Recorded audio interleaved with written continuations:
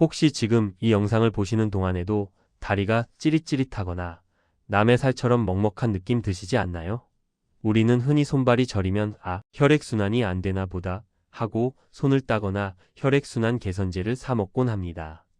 그런데 말입니다. 만약 그 저림 증상이 혈관 문제가 아니라 여러분의 척추나 뇌가 보내는 비명 소리라면 어떨까요? 오늘은 평생 등산을 즐기던 건강한 박선희 여사님이 다리 저림을 혈액순환 문제로 착각하고 방치했다가 걷지 못할 위기에 처했던 충격적인 사연을 들려드리려 합니다. 이 이야기를 끝까지 들으시면 여러분의 다리가 보내는 진짜 신호를 해석하는 의사들의 눈을 갖게 되실 겁니다. 여기 올해 62살이 되신 박선희님을 소개합니다. 선희님은 동네에서 알아주는 건강 전도사셨습니다. 비가 오나 눈이 오나 매일 아침 뒷산을 1시간씩 오르내렸고 친구들이 아이고 무릎이야 할 때 선희님은 가볍게 계단을 뛰어 올라갔죠. 당뇨나 고혈압 약 하나 드시지 않는 게 선희님의 가장 큰 자랑이었습니다. 내 다리는 20대야, 20대. 그녀는 튼튼한 두 다리가 자신의 노후를 지켜줄 유일한 보험이라고 굳게 믿고 있었습니다. 그날 밤, 그 일이 시작되기 전까지는 말이죠. 어느 날 저녁이었습니다. TV를 보며 소파에 앉아 과일을 깎던 선희님은 왼쪽 종아리에 묘한 느낌을 받습니다. 찌리릿. 마치 전기가 통하는 듯한 기분 나쁜 통증. 처음엔 대수롭지 않게 여겼습니다. 오늘 산을 너무 무리해서 탔나? 좀 주무르면 낫겠지. 선희님은 야무진 손길로 종아리를 꾹꾹 주물렀습니다. 시원해지는 듯 했습니다. 하지만 며칠 뒤부터는 증상이 달라졌습니다. 이제는 찌릿한 걸 넘어서 발바닥이 화끈거리고 가끔은 내 발이 아닌 것처럼 감각이 둔해지는 먹먹함이 찾아왔습니다. 선희님의 욕망은 단순했습니다. 다시 예전처럼 산을 타고 싶다. 내 건강 자존심에 흠집을 내고 싶지 않다. 선희님은 병원 대신 약국과 홈쇼핑으로 향했습니다. 주변 친구들이 한마디씩 거들었거든요. 어머, 그거 혈액순환 안 돼서 그래. 나이 들면 피가 탁해져서 말초혈관이 막힌다잖아. 마그네슘이 부족하면 눈 떨리고 다리 저리대. 그거 먹어봐. 귀가 얇아진 선희님은 그날부터 좋다는 혈액순환 개선제, 마그네슘, 오메가3를 한 주먹씩 드시기 시작했습니다. 그리고 족욕이 좋다는 말에 매일 뜨거운 물에 발을 담그고 다리를 랩으로 감고 주무시기도 했죠. 스스로 나는 내 몸을 잘 관리하고 있어라고 위안하며 점점 심해지는 통증을 애써 무시했습니다. 한 달이 지났습니다. 약을 먹어도 차도가 없자 선희님은 이제 다른 범인을 찾기 시작했습니다. 샤워를 하다가 거울에 비친 자신의 종아리를 보게 된 거죠.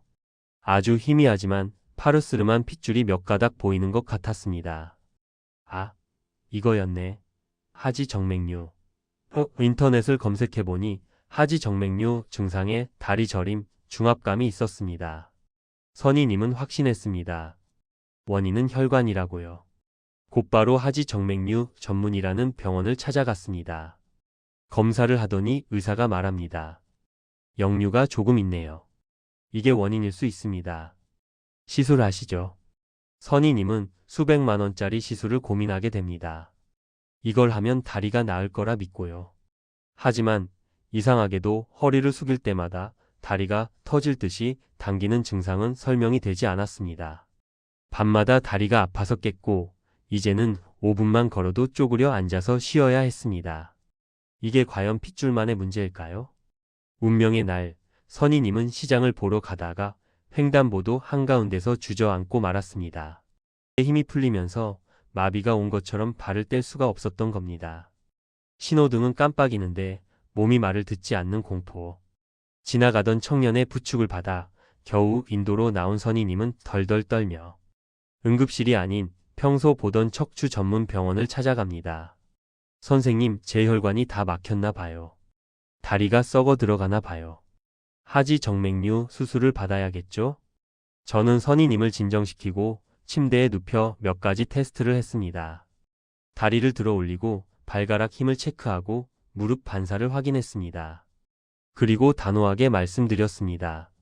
어머님, 지금 하지정맥류 수술하시면 돈만 날리고 고생은 고생대로 하실 뻔했습니다. 원인은 다리가 아니라 허리에 있습니다. MRI 촬영 결과는 충격적이었습니다.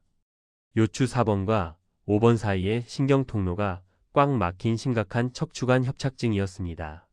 선희님의 다리가 저렸던 건 혈관이 막혀서가 아니라 척추에서 다리로 내려가는 신경줄기가 목이 졸리고 있었기 때문입니다. 자, 여러분. 여기서 집중하셔야 합니다. 왜 선희님은 혈액순환 문제나 하지 정맥류로 착각했을까요?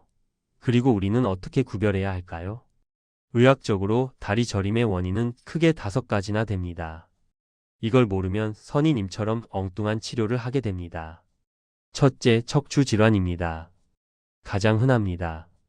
우리 몸의 신경은 척추라는 고속도로를 타고 엉덩이, 허벅지, 종아리, 발가락까지 내려갑니다. 고속도로 톨게이트 척추가 막히면 도로 끝다리에 차가 안 가는 것과 똑같습니다. 이 경우 특징은 걸을 때 심해진다는 겁니다. 걷다가 쉬면 좀 낫고 다시 걸으면 아프다면 90% 척추 협착증입니다. 혈관 문제는 쉬어도 아픈 경우가 많습니다. 둘째, 당뇨성 말초신경병증입니다. 이건 선희님처럼 건강한 분보다는 당뇨를 오래 앓은 분들에게 옵니다. 고혈당이 신경의 피복 껍질을 녹여버리는 무서운 병이죠. 특징은 양말 신은 것 같다는 느낌입니다. 그리고 한쪽이 아니라 양쪽 발이 동시에 저리고 심하면 손까지 저립니다. 척추 질환은 보통 한쪽 다리가 더 심하게 저린 경우가 많아 구별됩니다. 셋째, 근육 문제입니다. 이건 다행히 병이 아닙니다. 엉덩이 근육 이상근 등이 뭉쳐서 그 밑을 지나가는 신경을 누르는 겁니다. 주로 오래 앉아있는 분들이 그렇죠.